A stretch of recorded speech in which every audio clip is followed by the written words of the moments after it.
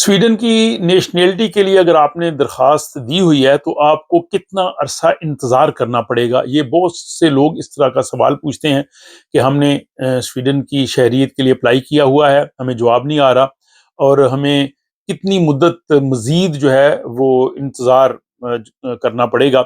इसकी तफ़सील आज के इस व्लॉग में शामिल है। स्टॉकहोम स्वीडन से आरिफ किसाना की जानिब से सलाम कबूल कीजिए और एक मरतबा फिर याद दहानी कि अगर आपने इस चैनल को सब्सक्राइब नहीं किया तो प्लीज़ ज़रूर कीजिएगा।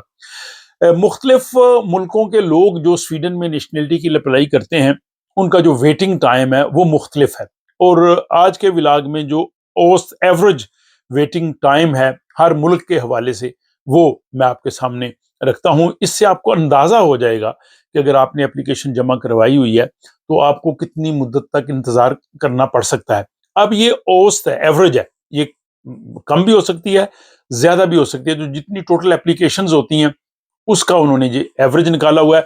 सबसे पहले ये है कि ये 2024 के स्टैटिस्टिक्स हैं जो कि माइग्रेशन बोर्ड ने जारी किए हैं स्वीडन की सिटीजनशिप के लिए।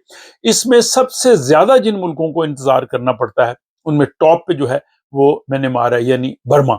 वहाँ की जो 25 एप्लीकेशंस जो है वो उन्होंने उसका डेटा दिया है और 1015 दिन जो है वो ओस्ट टाइम है म्यांमार का, यानी बर्मा का।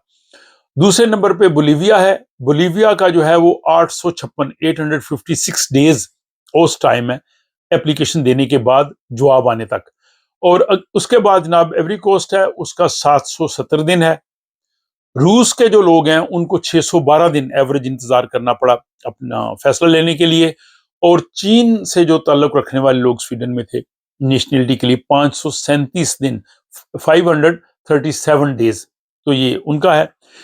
इसके बाद हम आ जाते हैं वो मुल्क जिनका कंपैरेटिवली कम, जिनको इंतजार करना पड़ा, जिनकी एप्लीकेशंस जल्दी प्रोसेस हुई। उसमें सबसे टॉप पे जो है वो फिनलैंड है। फिनलैंड का जो है वो 106 जो है वो दिन, एवरेज दिन इंतजार करना पड़ता है। न्यूजीलैंड दूसरे नंबर पे है, 155 डेज। उसके बाद जनाब आ गया जापान, वहां का जो है वो 162 दिन उनको इंतजार करना पड़ता है। आइसलैंड का आ गया 176 डेज। उसके बाद जनाब आ गया साउथ कोरिया, जनूबी कोरिया, उनका है जनाब 186 डेज। और इसके बाद आ गया जनाब इंडिया। तो भारत के जो लोग हैं नेशनलिटी के लिए जब अप्लाई करते हैं तो एवरेज टाइम फैसला आने तक वो 201 दिन है।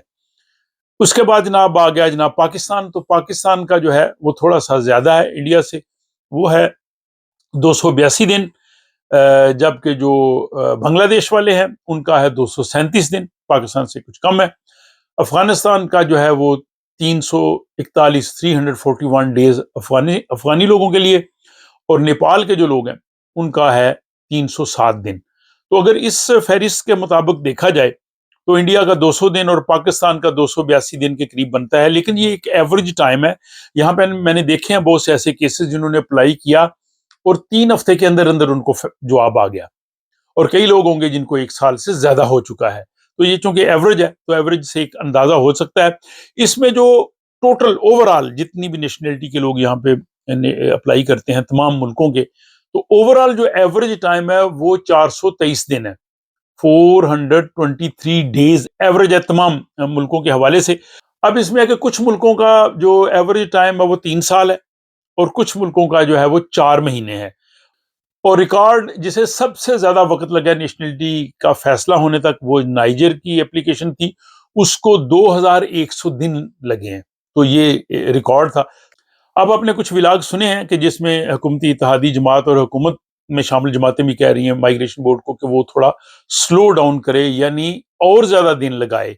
तो उस अगर प्रोसेस में ये चीज आ गई तो फिर एवरेज टाइम जो मैंने अभी बताया 2024 का, ये और बढ़ सकता है। तो बहरहाल ये जनाब 2024 के फिगर्स थे। इस हवाले से मजीद जो इंफॉर्मेशन आएंगी वो मैं आपकी खिदमत में पेश करता जाता हूँ। आपका बहुत शुक्रिया। आप सपोर्ट करते हैं, सराहते हैं, कमेंट्स करते हैं, दूसरों से शेयर करते हैं। अपना ख्याल रखिएगा। मुलाकात होती है अगले व्लॉग।